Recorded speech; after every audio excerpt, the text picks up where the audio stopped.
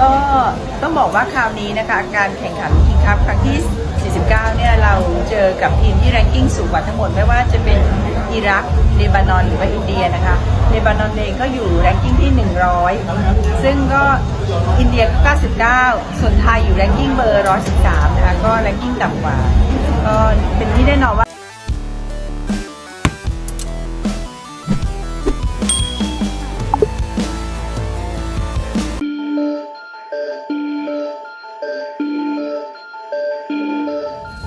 Laga sengit baru saja tersaji antara Filipina versus Thailand dalam laga leg pertama semifinal Piala AFF 2024. Laga yang dimainkan di Rizal Memorial Stadium Filipina itu berlangsung begitu menarik.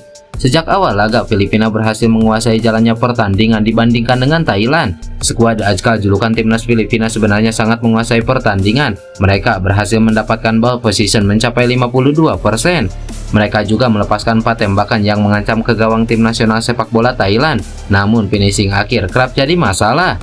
Dalam laga kali ini Thailand benar-benar dibuat kerepotan.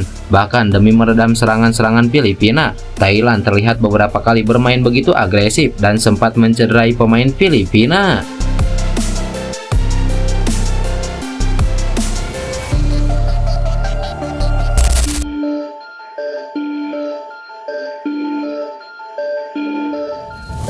Sebagaimana yang diketahui, Thailand baru saja menjalani pertandingan berat kontra Filipina dalam laga semifinal leg pertama Piala AFF 2024. Meski mengaku bangga dengan pencapaian Thailand menembus semifinal Piala AFF, Ma Dampang selaku Presiden Federasi Sepak Bola Thailand merasa cemburu dengan tim nasional Indonesia.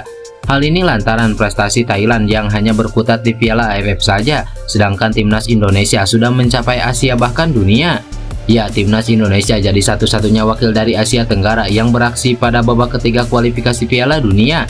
Bahkan timnas Indonesia juga mampu bersaing di round 3 ini dan menempati posisi ketiga di klasemen sementara grup C.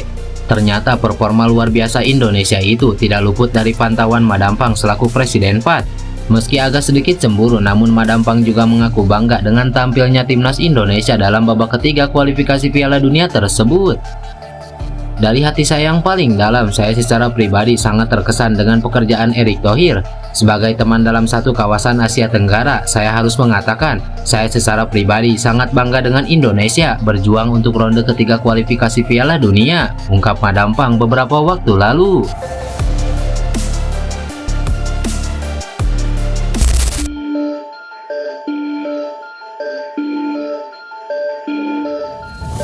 Baru-baru ini, gelandang keturunan Indonesia yakni Tijani Reinders kembali membahas perihal statusnya sebagai pemain berdarah campuran Indonesia-Belanda. Ya, Tijani yang sudah menutup pintu membela skuad merah putih menegaskan tak melupakan akar Indonesianya. Tijani dilahirkan dari ayah yang berasal dari Belanda dan ibunya merupakan orang Indonesia. Berbeda dengan sang adik yang belum lama ini memilih timnas Indonesia, Tijani Reinders sudah tak bisa lagi berseragam skuad Garuda. Menyita transfermarkt, pemain berusia 26 tahun itu telah menjalani debut bersama timnas Belanda level senior pada 7 September 2023 di bawah asuhan pelatih Ronald Koeman. Sejak itu dia menjadi pemain andalan Belanda di lini tengah dan telah bermain 20 kali dengan torehan 3 gol.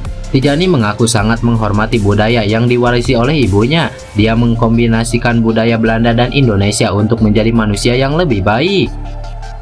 Ibu saya orang Indonesia dan ayah saya orang Belanda. Saya dan saudara saya adalah campuran. Sebagai seorang anak, saya punya pengaruh Indonesia dan Belanda yang membentuk saya menjadi seperti sekarang ini.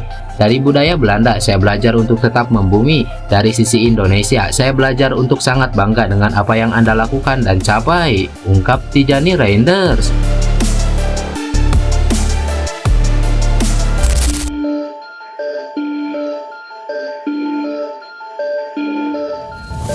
Saat ini banyak pengamat sepak bola Indonesia yang menyuarakan pemecatan Sintayong sebagai pelatih tim nasional Indonesia. Permintaan tersebut didasari oleh kegagalan timnas Indonesia di Piala AFF 2024 atau ASEAN Cup 2024. Beberapa pengamat seperti Bung Toel hingga Akmal Marharli ingin Sintayong segera dipecat dari jabatannya sebagai pelatih timnas Indonesia. Keriuhan ini membuat pengamat sepak bola Indonesia sekaligus komentator Hadi Gunawan alias Bung Ahai memberikan tanggapannya. Sama seperti sebelum-sebelumnya, Bung Ahai membuat statement melalui akun X-nya.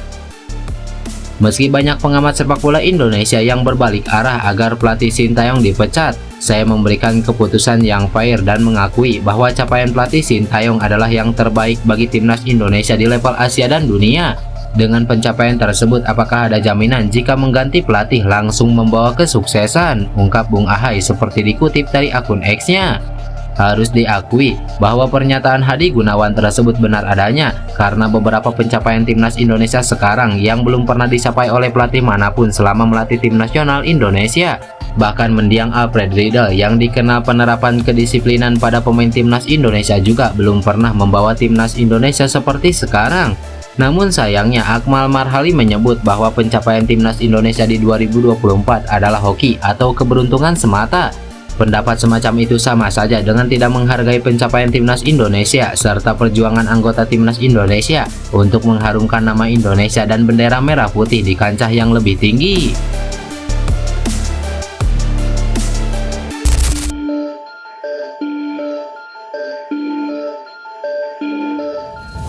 Sebagaimana yang diketahui, Singapura gagal memanfaatkan keuntungan laga kandang saat menjamu Vietnam di leg pertama. Laga sempat berjalan imbang tanpa gol hingga menit ke-90, namun Vietnam kemudian mencetak 2 gol saat injury time babak kedua. Wasit asal Korea Selatan Kim Woo-sung sebenarnya memberi waktu tambahan 10 menit, namun laga berjalan hingga hampir 105 menit. Vietnam pun mencetak gol penalti dari Nguyen Tin Linh pada menit ke-90 plus 11 dan Nguyen Quang Son pada menit ke-90 plus 14. Melihat keputusan itulah pelatih Singapura yaitu Tosumo Ogura mengaku sangat kesal dengan apa yang dilakukan oleh wasit tersebut. Pertandingan berlangsung terlalu lama, hampir 15 menit perpanjangan waktu, membuat pemain Singapura kelelahan dan kehilangan konsentrasi. Pemain saya juga kurang pengalaman untuk mencegah terjadinya gol kedua. Sepak bola bukan hanya permainan 90 menit, melainkan 90 menit ditambah waktu tambahan. Skor 0-0 pada menit ke-90, tetapi kami kebobolan 2 gol di akhir pertandingan. Bahkan setelah penalti, kami seharusnya tidak kebobolan gol kedua. Kami juga memiliki beberapa peluang di babak kedua, dan kami dihukum karena tidak memanfaatkannya. Ini sepak bola dan itu adalah kesalahan kami, ungkap Tosumo Ogura.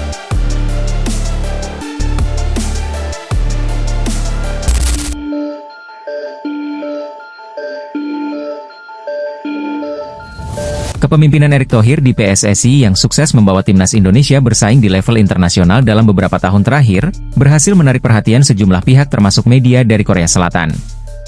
Sejak memimpin PSSI pada Februari 2023 lalu, Erick Thohir memang cukup berhasil membawa sepak bola Indonesia terutama kategori putra untuk bersaing di level Asia.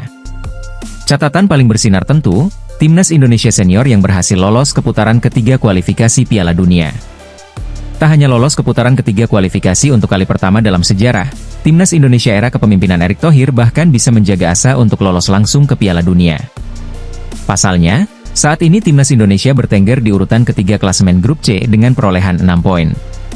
Skuad Garuda hanya berjarak 1 angka dari Australia yang menempati urutan 2 klasemen atau batas akhir lolos ke Piala Dunia 2026.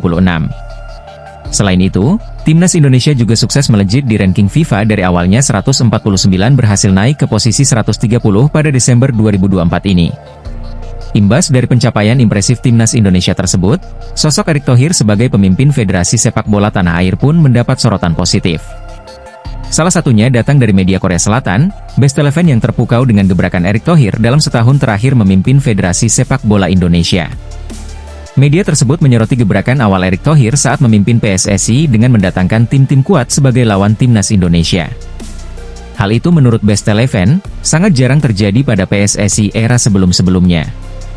Best Eleven juga menyanjung langkah Erick Thohir dalam memilih lawan grade A buat timnas Indonesia yang bisa dipakai untuk menarik perhatian para pemain keturunan di Eropa. Sebelum era Erick Thohir, sepak bola Indonesia belum banyak menggelar pertandingan internasional level A di ajang FIFA. Namun setelah Presiden Thohir menjabat, ia sering menjadwalkan pertandingan buat timnas Indonesia di setiap FIFA Matchday. Bukan sekadar pertandingan uji coba biasa, melainkan laga yang bisa mendatangkan manfaat buat timnas Indonesia.